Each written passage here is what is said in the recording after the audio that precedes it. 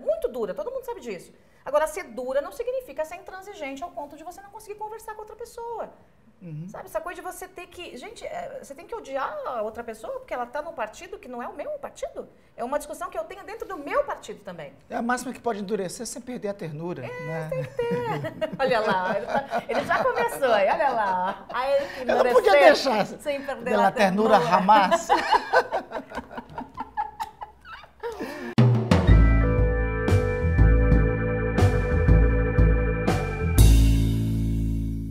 Joyce? Quer que eu comece? Posso começar também. Pode, começa. Primeiros damos. Tá bom.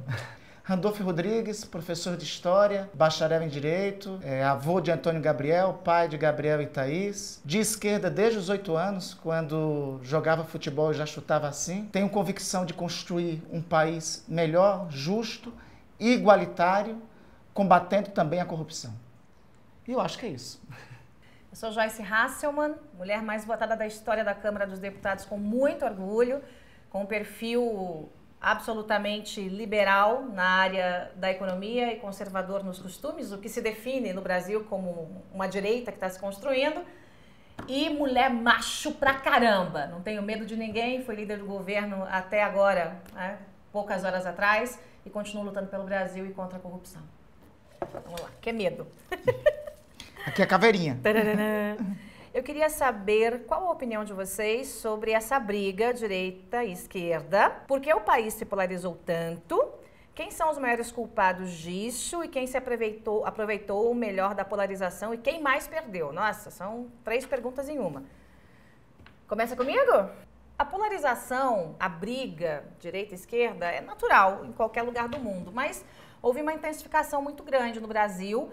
Eu atribuo isso a tudo que foi descoberto de esquemas de corrupção aí na política recente. Isso fez com que parte do povo que estava adormecido para a política, que meio que delegava, aquele pessoal que dizia assim, não gosto de política, né? Todo mundo falava isso, não gosta de política. Não é verdade, as pessoas não gostam de político corrupto. Então, as pessoas meio que terceirizaram a política e quando viram a esculhambação que virou, elas disseram, não, eu não tô desse lado, eu tô do outro. E o lado, né, que foi pego com a boca na botija, era justamente o que se definia como esquerda. Eu tenho vários questionamentos ao definir esse pessoal como esquerda, mas tudo bem, né?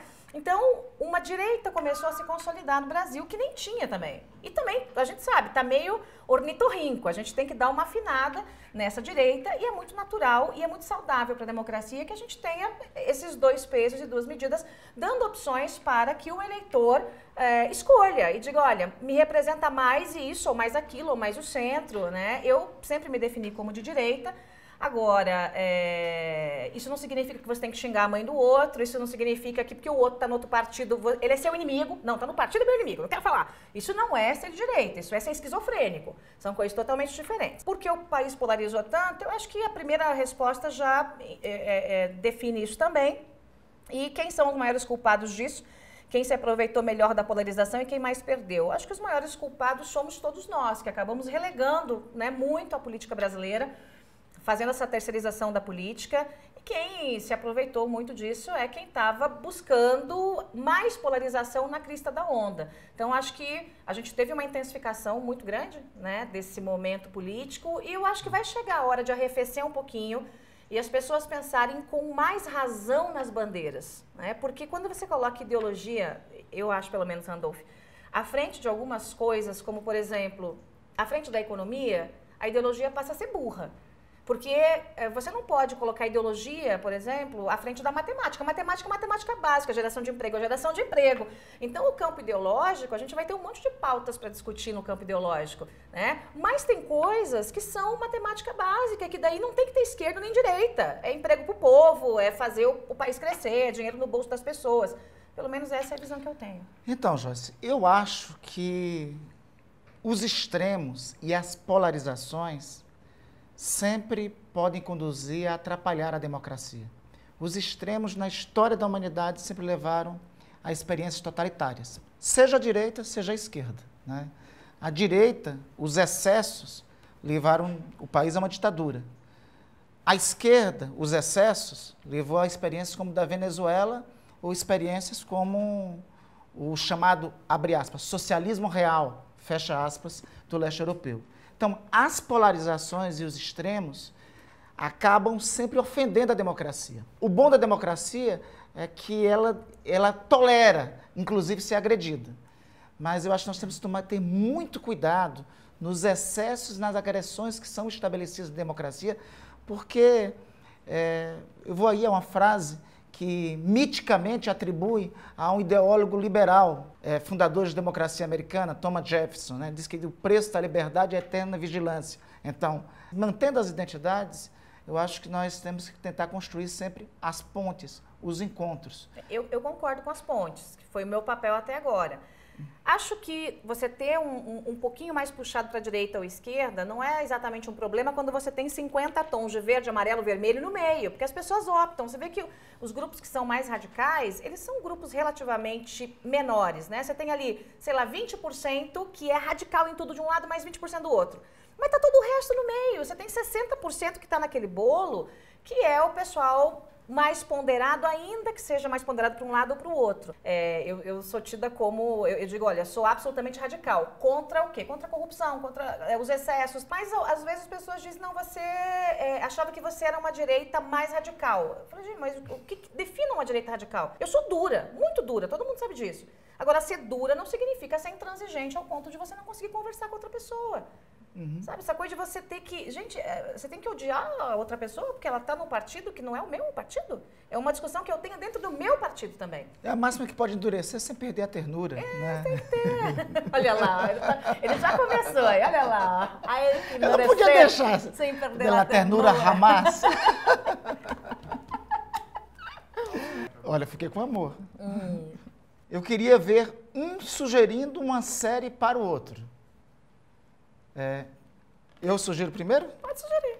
Então tá. Só pode ser uma? Poxa, tem tantas assim. Eu assisti recentemente Privacidade Hackeada. Achei muito interessante porque fala um pouco sobre os tempos atuais, sobre essa história do papel das redes sociais, das fake news nas campanhas, a interação que isso teve com a experiência do Brexit, com a eleição de Trump. Então, eu acho Privacidade Hackeada, achei uma série bem interessante. Tá com tempo, né? Eu ando sem tempo. As madrugadas estão aí pra gente. As madrugadas e os domingos, quando não tem jogo do Mengão, inclusive que agora tá liderando, então a gente acompanha mais de perto, então tá com tempo, a gente tem tempo pra isso. Eu gosto muito de série, mas assim, eu gosto de assistir coisas muito mais light e softs quando eu tenho um pouco de tempo, porque é tão pesada essa vida que a gente vive, é tanta guerra, é tanta, né? Mas, ultimamente, no meio da confusão do Brasil, eu sugeriria Game of Thrones. Game of Thrones, tá aí. Sabe que eu não assisti Game of Thrones? Tem uma outra série, era só para citar uma, mas já vou citar uma segunda. Tem uma outra que eu acho o máximo, né, que vai assistindo até a terceira temporada da Netflix, que é Designated Survivor, né, que fala sobre um cenário hipotético quando o cara menos provável assume a presidência dos Estados Unidos. Né. Game of Thrones, eu vejo todo furinçu, mas ainda não assisti. Aceita a dica. Pronto, pode assistir que você vai ver que tem muita coisa que a gente tem que pensar lá. Aceita a dica. O que representou a vitória de Bolsonaro, que é o bolsonarismo? Hoje é um dia meio complicado. Arranjaram logo esse dia para fazer essa pergunta para a Joyce. Olha, ela vai ter uma resposta mais crítica do que a minha. Não é verdade. Brincadeira, eu continuo 100% governo, desde que o governo continue 100% alinhado com as pautas que prometeu à população.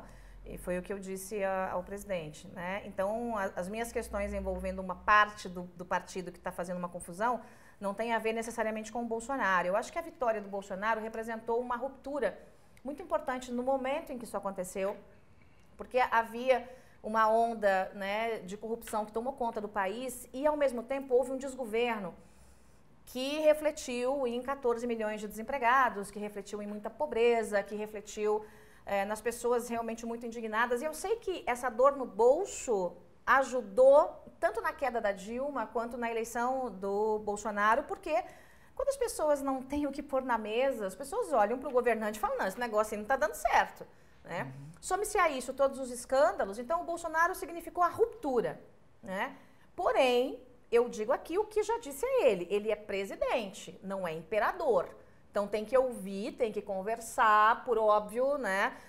Não sei se daqui 8 anos ou daqui 4 anos deve haver uma eleição, ou dele para reeleição ou de um outro nome, e a gente não pode sair por aí explodindo todo mundo. Então eu acho que ruptura é a palavra. E o bolsonarismo é esse movimento, né, que intensificou a bandeira da ruptura.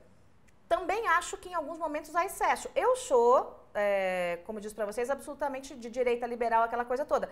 E eu sofro muitas vezes com alguns excessos, porque a falta de tentativa de diálogo em alguns momentos é muito ruim. A falta do diálogo, né? Não é nem tentativa de diálogo, é muito ruim. E acho que a gente ajusta isso. Acho que, como minha avó dizia, no andar da carruagem, as abóboras se ajeitam.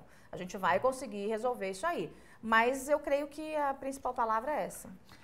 Olha, numa democracia, eu acho que quem ganha as eleições governa, quem perde as eleições fiscaliza quem governa. E a vontade popular, seja qual for, mais à esquerda, mais à direita, ao centro, tem que ser respeitada. Então, eu parto desse princípio. O surgimento do bolsonarismo como fenômeno político e social e a eleição do Bolsonaro é a resposta que a sociedade encontrou. Eu acho que o segundo turno da eleição de 2018 não foi o melhor segundo turno para o Brasil. Estavam sendo confrontados dois extremos naquele segundo turno. E um dos extremos representava um modelo que não tinha conseguido, que ao que pese, ter conseguido dar respostas em alguns aspectos da vida nacional, mas não tinha conseguido responder, por exemplo, o tema do combate à corrupção no país. Então, se tornou plebiscitário aquele segundo turno. Então, a eleição de Bolsonaro foi uma resposta da sociedade brasileira ao ambiente que foi construído, gerado nos anos que antecederam, a radicalização da própria conjuntura da política brasileira e os erros da política. A eleição de Bolsonaro resultado, tem que ser feita essa autocrítica. E por isso temos que reconhecer a legitimidade da vontade popular. A eleição de Bolsonaro é resultado dos erros da política.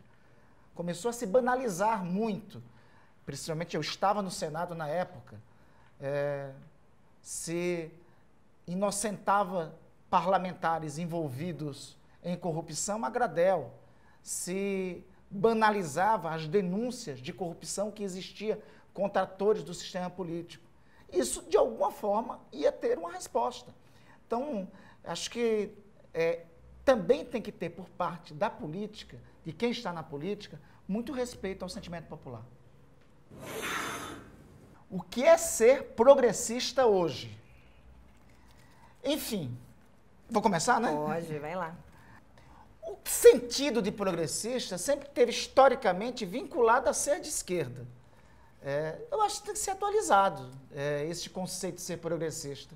Eu acho que ser progressista no Brasil é defender alguns valores que eu considero fundamentais. Eu vou citar 3 valores que eu considero centrais para se definir como progressista no Brasil atual. 1, lutar pela superação das desigualdades em nosso Brasil. 2, defender a democracia. 3, defender a região que eu sou, com muito orgulho, que é a Amazônia.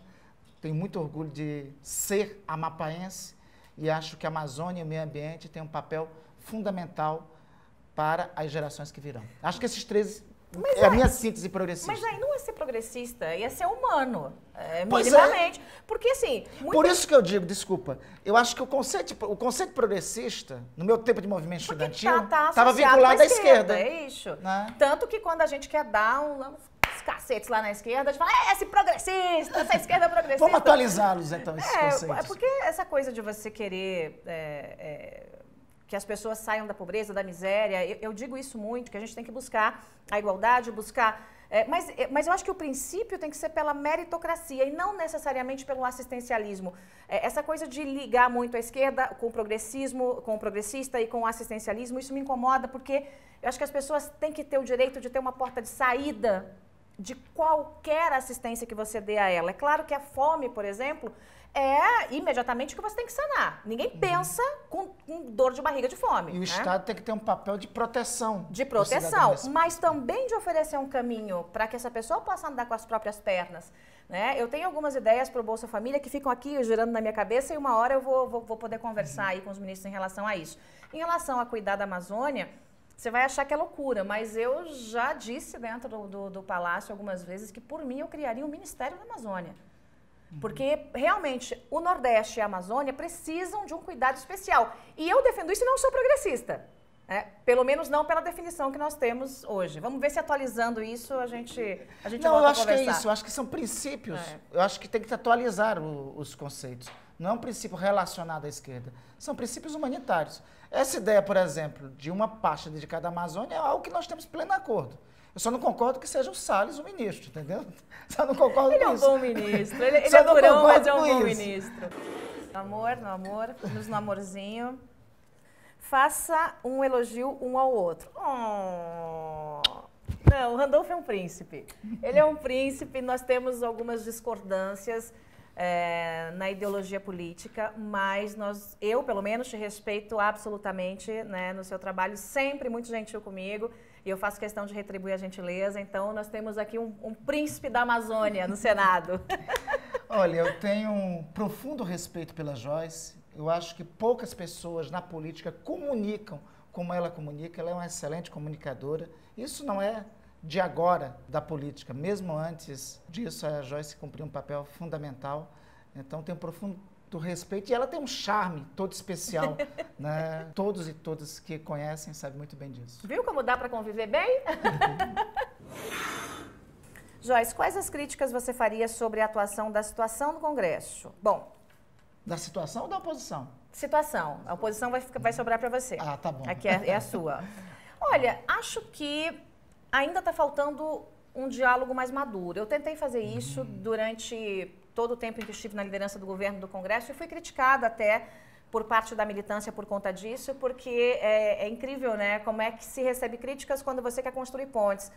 Então, de vez em quando eu até sou muito dura e vou para as redes sociais e pergunto: e aí, gênios? Vocês que estão me criticando porque eu converso, porque eu sento com os líderes de partidos para conversar, me digam qual é a outra forma que vocês acham que a gente vai aprovar propostas, por exemplo, PECs, sem conversar e sem ter voto, bonitões, né? Então, transformar a política num ativismo eterno não é inteligente. Então, eu acho que a situação, né, o nosso grupo mais a situação... Não é nem o grupo, uma parte do PSL acabou forçando demais, uma parte dos próprios bolsonaristas que me acompanham, que eu respeito, mas acaba não entendendo que você tem que dialogar. Se você não dialogar minimamente no Congresso, nada anda, nada acontece, gente. Não precisa ser muito inteligente para entender isso.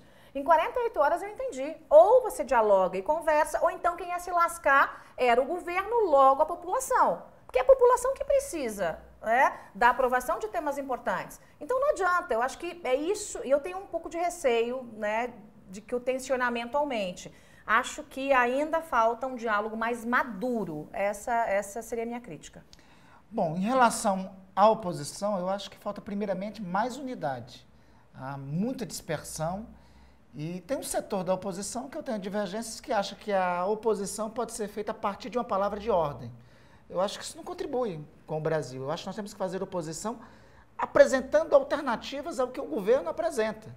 Dizendo, olha, isso nós divergimos por isso, porque poderíamos fazer dessa forma. E não divergir por divergir. Oposição, ela não pode ser nem situação automática, porque é oposição, mas também não pode ser oposição sistemática. Então, tem que encontrar, por mais que tenha vertentes diferentes com o governo, os pontos que podem ter contato.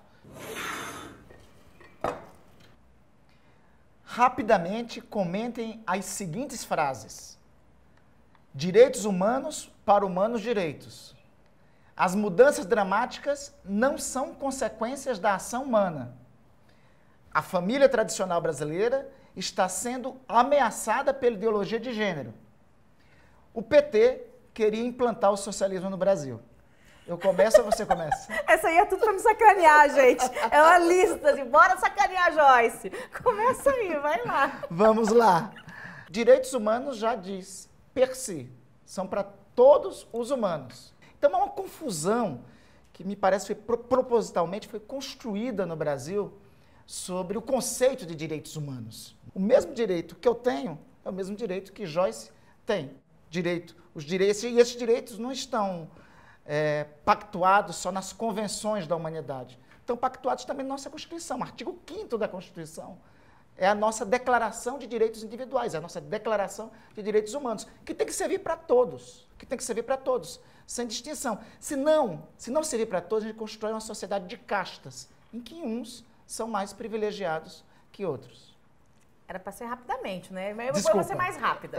Não, é que o que eu entendo dessa frase é que essa frase reflete uma distorção que aconteceu na própria sociedade, em que algumas figuras ligadas, essa é a percepção, não estou nem dizendo que é 100% realidade, ligadas ao crime organizado, ligadas à bandalheira no nosso Brasil, acabam tendo uma defesa dos chamados progressistas, do pessoal de esquerda, uma defesa enfática no plenário, aquela coisa toda, quando os homens, os agentes da lei, os policiais, né, quando são mortos, executados pelo crime, acabam recebendo absolutamente nada. Então, isso foi deixando a população, desculpa a expressão, meio de saco cheio, porque é como se ser bandido, em alguns momentos, desse um caminho para você ser defendido e mais famoso e ter um monte de gente ali dizendo, olha, coitadinho, né, ele entrou no presídio e tomou uns tapas lá de alguém. Eu não estou defendendo que tenha que se agredir ninguém e bater, não é isso que eu estou dizendo. Mas o que eu estou dizendo é que nós temos que valorizar o homem bom.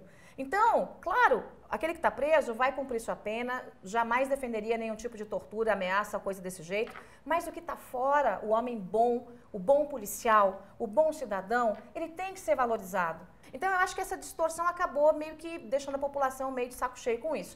Por isso, essa criação dessa frase, direitos humanos para humanos direitos, né? Mas, por óbvio, que ninguém normal, que não tenha uma síndrome de psicopatia, vai defender que se agrida, que se mate ou que se... Não, lugar de bandido é na cadeia. Cometeu o crime, vai pagar pelo seu crime, pronto, acabou, né? Eu acho que é esse o caminho. Tem uma desinformação aí sobre isso, que eu acho que nós temos que ter o papel como agentes públicos de esclarecer, né? Da universalidade. Aliás, o papel policial, inclusive, é a garantia desses direitos humanos para todo cidadão, porque ele é o agente do Estado responsável e delegado para isso. Né? Agora eu tenho uma frase, vou provocar ele. Entre polícia e bandido, sempre polícia. Ó, tem entre direitos humanos, sempre para todos. As mudanças climáticas... Mas sempre, entre assim... Qualquer crime tem que ser sancionado pelo Estado. Seja ele quem cometa. Entre polícia e bandido, sempre polícia. As mudanças climáticas não são consequência da ação humana. Gente, tem uma discussão danada, né? Porque, assim, tem teoria para todo lado em relação a isso. Eu não sou uma especialista em aquecimento global. Eu seria muito hipócrita se eu dissesse, não, eu entendo tudo disso. Eu leio o que sai na mídia, eu leio o que estudiosos falam. Então, tem uma corrente grande, mundial, que chancela de que realmente o aquecimento global é um grande problema, que esse é um problema causado, né, pelo desmatamento, pela poluição, blá, blá, blá, aquilo que a gente já sabe, não vou chover no molhado. E tem uma outra corrente minoritária que diz, não, isso é tudo balela. Quem vai saber qual é a verdade? A gente tem que continuar investigando para saber. Eu vou te dar uma sugestão. Tem um climatologista brasileiro chamado Carlos Nobre. Salvo engano, ele inclusive daqui de São Paulo. Ele tem uma obra fantástica chamada Amazônia 4.0. Lá explicou, através dos caminhos da ciência, a justificativa, as razões do aquecimento global. Mas tem o estudioso que defende o outro lado. Então, eu não estou dizendo para você que eu acredito em A e B, eu sou muito mais alinhada de que, de fato... Gente, o mundo está de ponta cabeça, tem um aquecimento, a gente percebe isso no dia a dia. E tem um dado concreto da nossa realidade agora. Mas eu não fecho a minha mente, tá? Para ouvir os outros... Sim, claro. Tem um dado concreto da realidade agora. Olha, o INPE apontou o aumento do desmatamento na Amazônia, agora dados do INPE de julho. Na sequência disso, nós tivemos o aumento, na época da seca, o aumento dos incêndios na Amazônia. Inclusive, teve um dia dramático aqui em São Paulo, que à tarde virou noite, não sei se você estava por aqui. Não, estava em Brasília. Coincidentemente, eu estava passando por aqui por uma reunião, eu vi o drama daquela tarde, todas as pessoas assustadas com o que estava acontecendo. Esses fenômenos, a ciência não encontrou outra justificativa que não seja a ampliação do aquecimento do planeta. E essa relação direta do aumento do desmatamento com os incêndios na Amazônia, eu acho que nos dão conta, concretamente, da inter-relação de um fenômeno para com o outro. Me parece mais lógico, but eu, como sou sempre daquela coisa, eu preciso ter certeza de tudo, a família tradicional brasileira está sendo ameaçada pela ideologia de gênero. Bom, ideologia de gênero é um assunto, para mim, assim, muito complicado. Por quê? Eu não tenho nada a ver com o que um adulto decide, mas eu tenho muito cuidado com a indução de uma criança a experimentar sexualidades múltiplas ou ter que, muito prematuramente, tomar uma posição. Eu vi um caso recente de uma criança que fez os pais autorizaram nos Estados Unidos uma cirurgia de reversão de sexo e a criança se arrependeu depois, já quando, no início da fase adulta. Então, eu acho que criança é criança. A criança tem que ser respeitada. Gente, o adulto faz o que quiser, meu filho. Quer casar homem com homem, mulher com mulher, mulher com mulher, com homem com homem e mais uma mulher. Isso aí é problema do adulto. Agora, a criança... Eu concordo contigo. A criança tem que ser protegida, amada e educada para que escolha seus caminhos. Sem perversão na criação, na cabecinha da criança. Porque é de tanta delicadeza, de tanta fineza a cabecinha de uma criança... que a gente não tem o direito de fazer isso. Então, há um extremo, não é todo mundo não, mas há um extremo que fica querendo estimular, em nome dessa ideologia de gênero, essa sexualidade precoce. Eu concordo contigo. Um dia desse, eu vi um comentário assim, o cidadão fazer a pergunta, você prefere, para uma criança de 8, 9 anos, você prefere sexo ou poder? Né? Sexo ou poder ou dinheiro? Fazer esse tipo de pergunta. Menininho e ficou muitas pensando, vezes, exatamente, em rede nacional, isso é algo realmente que é inaceitável. Agora, o conceito de família tradicional, o que é a família tradicional brasileira? Bem, até os anos 70, a família tradicional brasileira não era passível do divórcio. Nos anos 50, quando você perguntava qual era a família tradicional brasileira, era aquela união indissolúvel do casamento numa sociedade hegemonicamente católica. Né? A partir dos anos 70, dos anos 80, não deixou, a família não passou a ser algo anormal alguém ter um segundo casamento, ou ter até um terceiro casamento. Este é um padrão de família, eu tenho um terceiro, tenho um quarto. Eu vou dizer que isso não é uma família tradicional brasileira. Hoje, mas veja... a questão é o tradicional, Randolph. É uma família brasileira, mas não. O que se lê pela maioria da população? Não estou falando todos, não. Sim. Família. Marido, mulher, filhos. Então, aí entra a palavra tradicional e não família. Eu não posso dizer que alguém que constitua um casal de mulheres ou um casal de homens não forma uma família. Forma uma família. Claro que forma uma família e podem adotar seus filhos e podem criar seus filhos. É uma família. Ou podem não querer filhos, porque eu também defendo a mulher que quer cuidar de filho, a mulher que não quer ter filho. Eu acho que a liberdade é o princípio. Mas eu acho que a palavrinha tradicional é o que define esse conceito que veio lá de trás do casamento, na igreja, mulher, homem, filhos. Convenhamos. Então, assim... É só o tradicional que Concordo, então, plenamente contigo. O tradicional aqui colocado leva a uma formulação que o papel da mulher seria de submissa. Uma formulação tradicional, uma formulação tradicional. Uma formulação inaceitável. Senão nós não teríamos um presente para a política que é você, né? Eu sou super submissa. Eu sou super submissa.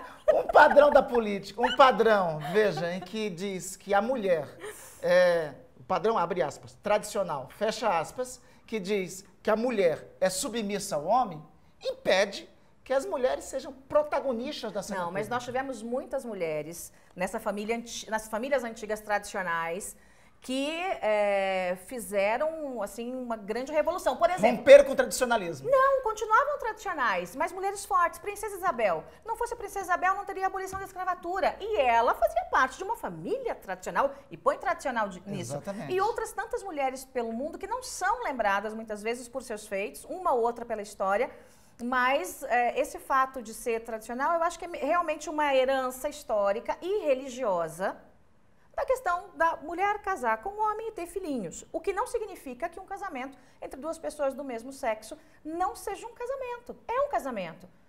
É um casamento. Pode ser, você não pode impor que uma religião faça. Eu acho que aí a gente também tem que ter essa liberdade de Você- dar à você religião o sabe direito de fazer ou não. Que só reiterando a minha tese de que a princesa Isabel, por exemplo, rompeu com o tradicionalismo, que a consequência do ato dela foi a queda do regime monárquico logo em seguida e a ascensão da República.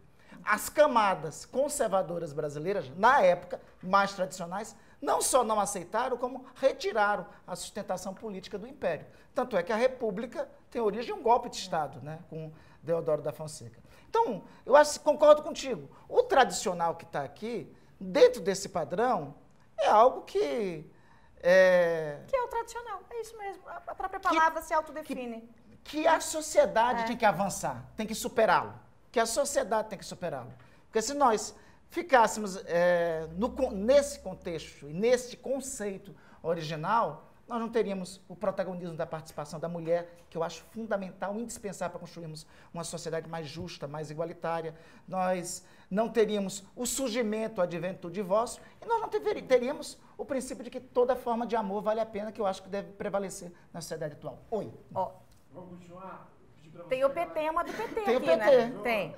O PT queria implantar o socialismo no Brasil.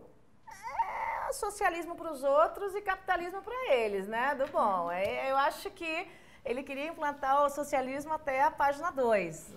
Mas, de fato, na origem do PT, a origem ideológica do PT é socialista, dependendo da fatia do PT, comunista. Você tem todo tipo de petista. Você tem o mais soft e você tem o mais à esquerda, como na direita também. Você surfa entre o mais e menos soft. Mas que, de fato, lá atrás, quando o pessoal que veio da Libelu e tal, e depois foi se organizando, de fato, eles tinham esse, que para eles é um sonho, para mim é terrível o conceito de socialismo, como a gente já viu que foi experimentado no mundo, não funcionou. Todo mundo fala, mas o capitalismo, a democracia, gente, pode ser ruim, mas não tem outro melhor. Então, já dizia Churchill. Não tem outro melhor. O que temos de melhor é isso. Inventem uma coisa melhor e a gente apoia. Mas, por enquanto, é capitalismo e democracia. Eu acho que a democracia, tem experiências no mundo de criação de modelos de estado de bem-estar social. Acho que nós estamos a procurar. Eu concordo com você que tem modelos do chamado, abre aspas, socialismo, fecha aspas, que foram constituídos no mundo, que resultaram em totalitarismos. Então, eu acho que isso que criou essa palavra de ordem, né, contrária, né? E o PT e as experiências de governo do PT estavam muito longe de qualquer proposta socialista. Isso realmente é um mito, né? Eu acho que temos concordância nesse tema. A esquerda no Brasil acabou e, de acordo com as respostas, isso é bom ou é ruim? Bom, deixa eu começar então do fim para o começo. Qualquer compreensão, convicção política acabar é ruim. Porque aí a democracia deixa de ser democracia. Democracia só vale quando tem espaço para diferentes matrizes políticas. Se não tiver espaço para os diferentes espectros políticos, inclusive aqueles que não se definem nem como um campo como outro, então não é democracia. Eu não considero que tenha acabado, porque existem forças que assim se reivindicam. Eu acho que não acabou, e eu sempre digo isso. Eu brinco assim, olha, gente, não subestime a esquerda, porque a esquerda, ela não é de se matar com a unha. Concordo que a gente tem que ter todas as nuances da política ideológica numa democracia e que as pessoas escolham se vai crescer mais um lado, vai crescer mais o outro lado. Acho que não é bom para nenhum dos campos que se acabe. É ruim acabar? Claro que é ruim, porque você perde o debate e também perde aquela graça de você converter alguém mais à esquerda e trazer mais para a direita. Isso é maravilhoso, eu já fiz muito isso, entendeu? Então, eu acho que o debate é sempre muito saudável, a esquerda não acabou. E como a direita está se organizando agora, porque, na verdade, havia quase que uma hegemonia da esquerda até pouco tempo. A direita era muito, um foquinho aqui, outro foquinho ali, aquela coisinha bem, né? Havia um centro e havia uma esquerda. Agora, há uma esquerda, há um centro e há uma direita que está se consolidando e que também vai ser meio que depurada. Eu acho que vai ter essa peneirada. Quem realmente é direita, quem não é direita e está dizendo que é direita. Eu acho que isso é bom para a democracia. Caveira! FHC ou Lula, qual foi o melhor presidente? FHC, com certeza. Eu vou apanhar nas redes aí, os bolsonarianos vão me sentar a mão. Mas se não for o FHC, daí eu tenho que dizer Lula. Não é, né, gente? O FHC foi quem colocou ordem na casa. Eu tenho várias críticas a questões ideológicas. Eu acho até que ele deu uma esquerdada, assim, um pouco, depois que saiu da presidência, um pouco maior do que deveria. Mas eu não posso ser hipócrita de negar o que ele tem de bom. Ele botou ordem na economia da casa, ele, né, foi o pai do Plano Real, né? Então, e é um homem que deixou a despensa cheia para o Lula. Quando o Lula chegou à presidência da República, e ele meio que copiou e colou a política do FHC, foi tocando ali, deu certo meio que no primeira gestão, depois começou a degringolar aos poucos, porque eles foram muito com fome na questão da corrupção, mas o FHC organizou a casa, né? Então, não vou dizer para você que foi santo, que não tinha esquema de corrupção na época dele, não sou doido, não colocarei minha mão no fogo, nunca. Mas que na área econômica ele organizou e que o PT desorganizou, isso é história, tá aí. Com o governo do presidente Fernando Henrique, nós temos uma grande conquista, que é uma conquista civilizatória, que é a estabilidade da moeda. Eu acho que tem uma crítica injusta que a esquerda fazia na época ao presidente Fernando Henrique, que era a crítica ao Plano Real. O Plano Real foi um plano de inclusão social e hoje, em perspectiva, eu acho que muitos teóricos de esquerda têm que reconhecer, porque com inflação todos perdem. Né? E depois, no período dos governos do PT, a iniciar com o presidente Lula, nós tivemos a ascensão social de muitos e a redução da desigualdade. Então, eu encontro virtudes nesses 30 anos. Lógico, temos as vicissitudes. A pergunta é qual é o melhor, não escorrega. Não, eu vou escorregar. Escorrega. Isso aqui eu vou ser meio tucano, entendeu? E temos virtudes. Porque é o seguinte, vicissitudes nós encontramos também. Eu acho que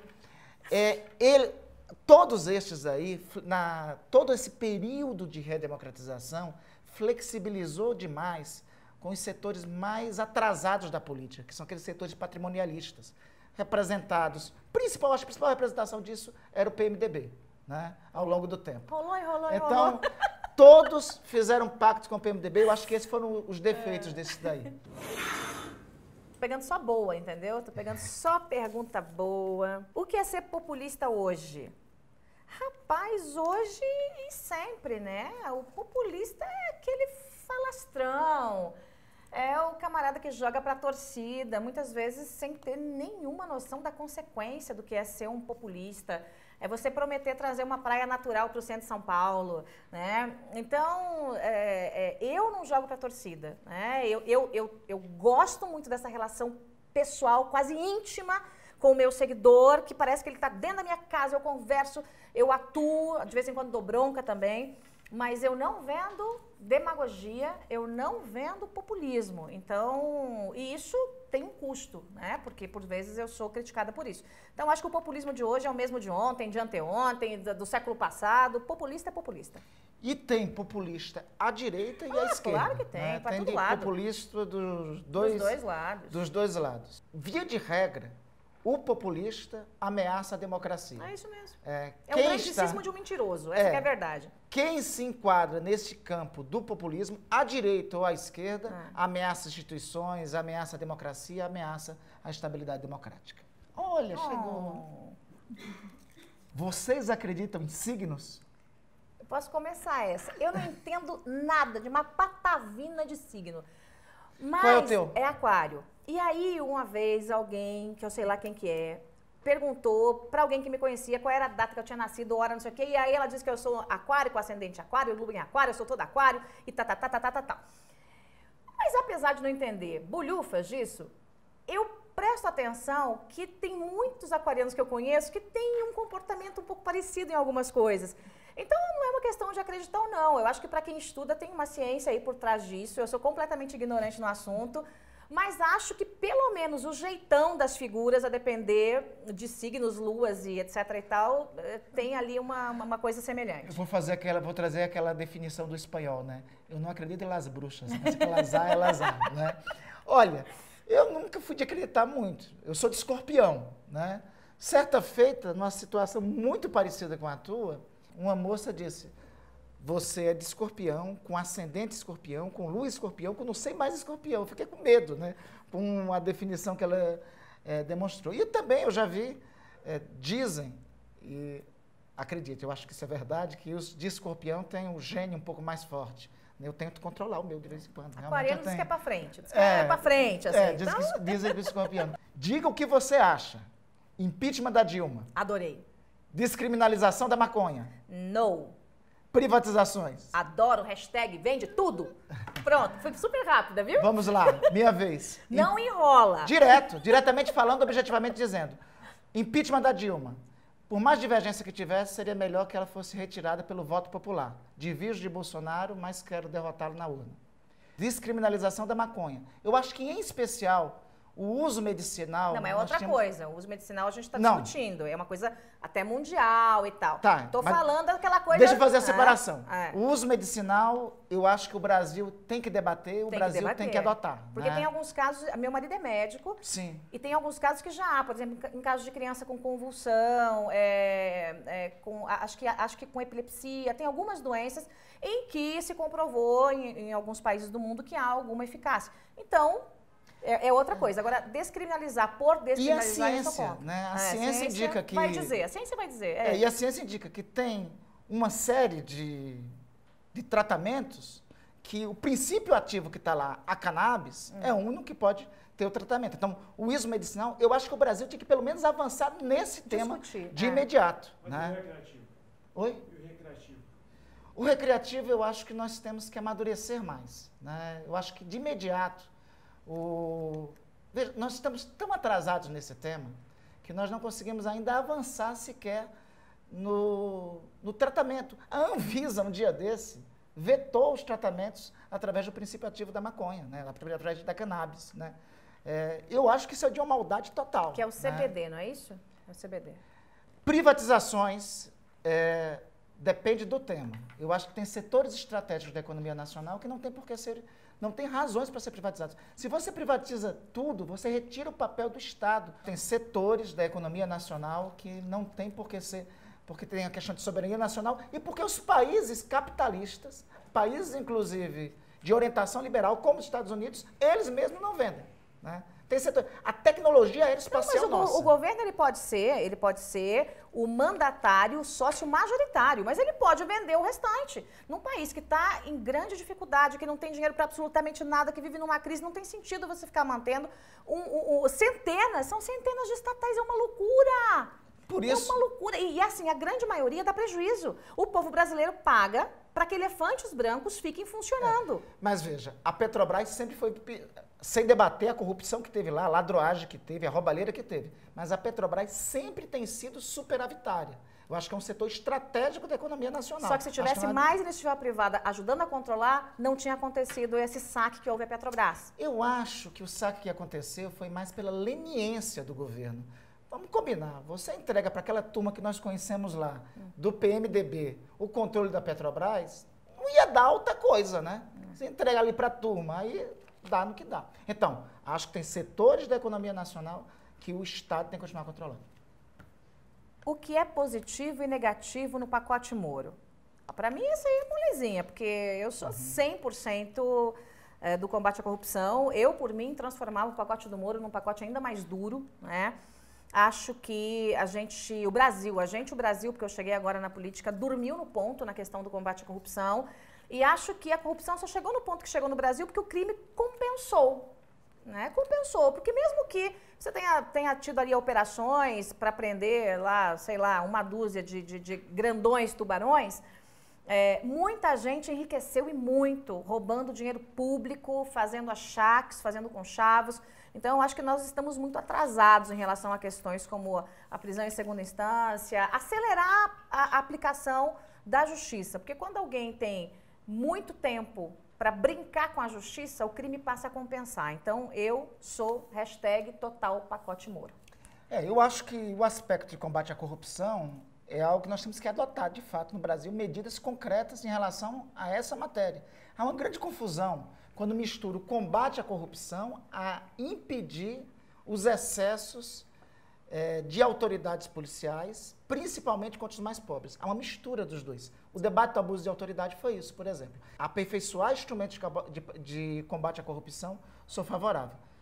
Acho que é uma temeridade ampliar os excludentes que tem para atividade policial lá, porque isso já está previsto no Código Penal, né? Eu acho que isso já está previsto e ampliar esse leque eu considero que é uma temeridade. A eleição de Bolsonaro colocou a democracia brasileira em risco ou é prova de como é forte a democracia no Brasil? É o presente que vai responder essa pergunta. Como eu já disse, a eleição de Jair Bolsonaro é resultado do ambiente que foi criado, da radicalização que foi construída e dos erros da própria política. A democracia tem que ser colocada em teste. E aí é a responsabilidade minha e tua, Joyce, nós dialogarmos e nós deixarmos claro, olha, tem limite, tem coisas que não podem ser feitas sem o parlamento. O parlamento, com todas as suas vicissitudes, Ulisses Guimarães já dizia isso na promulgação da Constituição de 88, prefiro um parlamento aberto, com todas as suas vicissitudes, do que ele fechado, mandando os patriotas para a cadeia, o exílio e o cemitério, como é nas ditaduras. Então, é um teste importante para a democracia, né? Eu acho que tem a responsabilidade de todos nós da sociedade brasileira em fazer a democracia ser aprovada nesse teste. Acho que não. Acho que o presidente, a eleição do Bolsonaro não colocou a democracia brasileira em risco. Ele é fruto do sistema democrático de eleição. Acho que a democracia no Brasil ainda tem que amadurecer mais. Por incrível que pareça, essa senhora precisa amadurecer um pouquinho mais. E acho também que há, para qualquer excesso, e aqui eu não falo nem de Bolsonaro, de A, B ou C, há instrumentos democráticos para que você possa conter qualquer excesso de qualquer lado. Dentro do legislativo, dentro do executivo, e até mesmo do judiciário, né? Então, acho que nós estamos indo bem no nosso processo democrático.